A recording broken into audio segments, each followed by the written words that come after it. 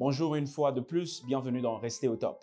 Merci de vous abonner à notre chaîne YouTube pour ne pas manquer de prochaines vidéos qui vont changer, bouleverser toute votre vie d'une manière positive. Alors, pour aujourd'hui, nous continuons avec la série de petites vidéos sur la vision. Il était une fois, le peuple d'Israël s'était retrouvé en esclavage en Égypte, où ils ont servi sous plusieurs pharaons et cela pendant plusieurs années. Alors Dieu, ayant écouté le cri de son peuple, s'est choisi un leader pour aller leur libérer. Et le leader dans ces cas était le prophète Moïse. Moïse est allé, il a lutté pour que le peuple d'Israël soit libéré. Ça s'est fait.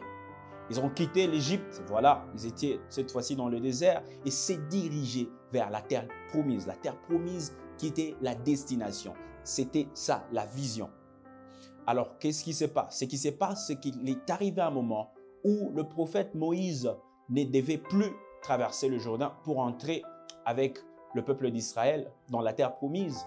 Alors, le prophète a été repris par le Seigneur. Il est rentré auprès du Seigneur. Alors, cette fois-ci, c'était le tour de Josué, le leader à qui Moïse avait passé son bâton. Ce jeune homme devait aider le peuple d'Israël à entrer dans la terre promise.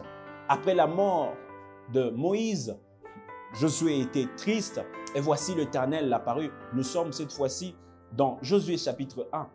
L'Éternel le dit au deuxième chapitre, « Moïse mon serviteur est mort. À toi de prendre le peuple et de l'introduire dans la terre promise. Tu vas traverser le Jourdain avec le peuple. Et tout endroit que fouleront le plante de vos pieds, je vous le donnerai. » Il arrive de fois à ce que nous soyons visionnaires, que nous ayons une grande vision pour notre organisation, pour notre église, voire même pour notre entreprise. Mais il arrive aussi dans la majorité des cas que la vision disparaît avec le visionnaire. Pourquoi? Par manque de bonne communication de la vision.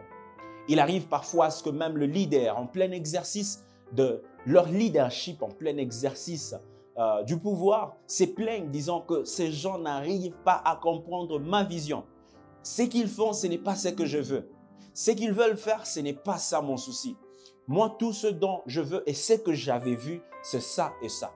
Et alors le leader se plaint. Je me suis posé aussi la question maintes fois. Alors, qu'est-ce qui se passe pour que la vision ne soit pas bien communiquée? Qu'est-ce qui se passe pour que les gens qui sont dirigés par un leader n'arrivent pas à capturer la vision comme il se doit, à s'approprier de la vision et à marcher sous cette vision? Comme je vous ai encore dit dans la vidéo passée que la vision est censée être plus grand que le visionnaire. Si la vision disparaît avec le visionnaire n'était pas un leader. C'était juste un gestionnaire. Alors, quels sont les éléments essentiels que sont ces contenus, un message de communication de la vision? Les 8 éléments essentiels sont les choses autour duquel nous allons devoir partager.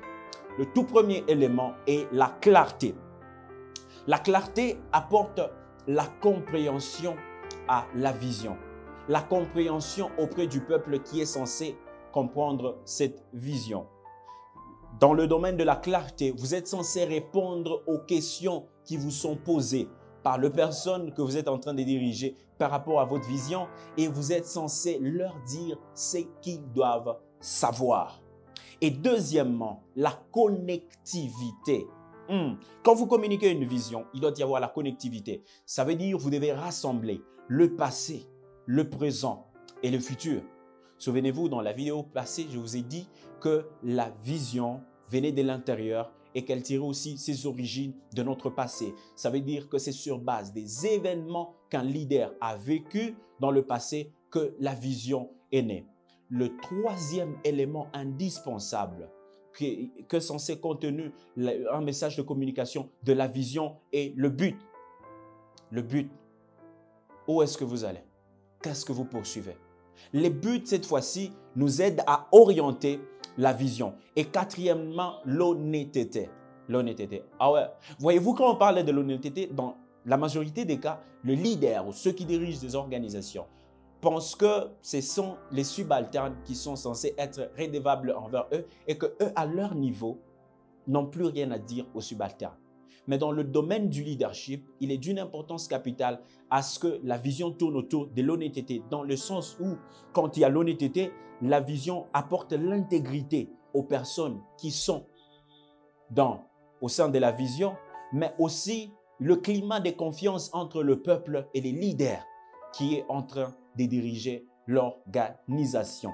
Le cinquième élément qu'est censé contenir le message de la communication d'une vision est le défi. J'aimerais ici dire aux leaders qu'il est d'une importance capitale à ce que vous ne preniez pas vos futurs défis dans votre voyage du leadership comme étant le coucher du soleil par rapport à votre vision. Pourquoi? Parce que les défis apportent l'étiraillement de la vision. Et le sixième élément qui est censé contenir un message de communication de la vision est la passion.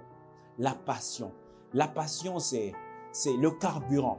Je peux dire que la passion, c'est le carburant. C'est cette chose qui alimente la vision, qui vous pousse à vous réveiller tôt le matin, à pouvoir vous battre, à pouvoir donner toutes les énergies possibles, à pouvoir créer un climat très favorable pour enfin que vous puissiez parvenir à l'accomplissement de votre vision. Et le septième élément qui est censé contenir un message de communication de la vision est la modélisation.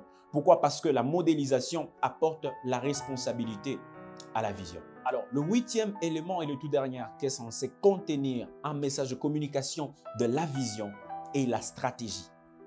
Voyez-vous, après que Josué ait pris le bâton de leadership pour diriger le peuple d'Israël, traverser avec eux le Jourdain, les amener dans la terre promise, celui-ci devait communiquer sa vision d'une manière efficace pour enfin que le peuple puisse assimiler cela. Pourquoi? Parce que toute l'évolution de cette organisation, de ce mouvement, dépendait de la compréhension que le monde ou la population ou le dirigé avait de la vision que portait leur leader. Rappelez-vous même quand on avait envoyé des espions pour aller espionner la terre promise, sur la totalité de 12, 2 avaient eu une bonne appréciation par rapport à la terre qu'il fallait conquérir. Pourquoi? Parce qu'ils avaient déjà bien assimilé la vision. Vous voulez à ce que votre organisation aille plus loin, vous voulez à ce que votre organisation traverse des générations, traverse des siècles, vous voulez à ce que votre organisation ajoute de la valeur et change la vie des gens. Votre organisation est censée avoir une vision que les dirigés maîtrisent mieux. Pourquoi? Parce qu'il est du devoir d'un leader de faire en sorte que les personnes que vous dirigez puissent s'approprier de la vision. Alors, quel élément parmi les 8 que nous avions vus aujourd'hui êtes-vous censé améliorer? Vous pouvez me laisser un commentaire et surtout, ne manquez pas la prochaine vidéo où nous allons parler de la différence entre une vision, les objectifs ainsi que la mission. Shalom.